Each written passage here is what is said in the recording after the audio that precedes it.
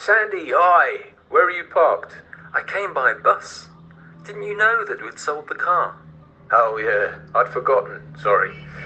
And how are you finding life without a car? Quite a challenge, isn't it? It's not so bad. We didn't have a car when we first moved, so we're used to taking the bus anyway. But don't you miss the convenience? Sometimes, but if you compare things here to the UK, it's much easier. Really? Oh yes. Where we used to live, in Scotland, it was difficult to reach anything without a car. You couldn't really avoid owning one. It would have been impossible to lead a completely car-free life. Well, for us, anyway. So, remind me, why did you sell the car? I thought you were happy with it. We were, but we always took the bus into town anyway. It's just much easier not having to find a parking space. But you can't simply go into town whenever you want now. We can, actually.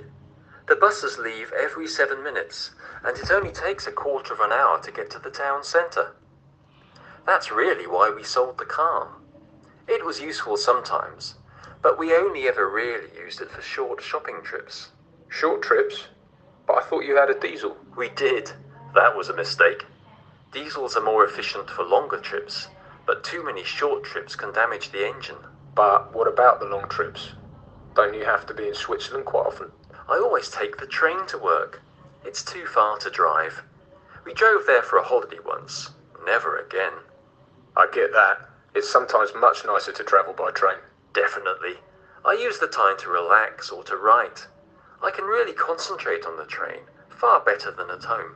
Anyway, I admire your positive attitude. And I guess you're saving a lot of money on fuel. Not just fuel. I also went over the speed limit once. The first time I think I've knowingly broken the law. I was given a fine.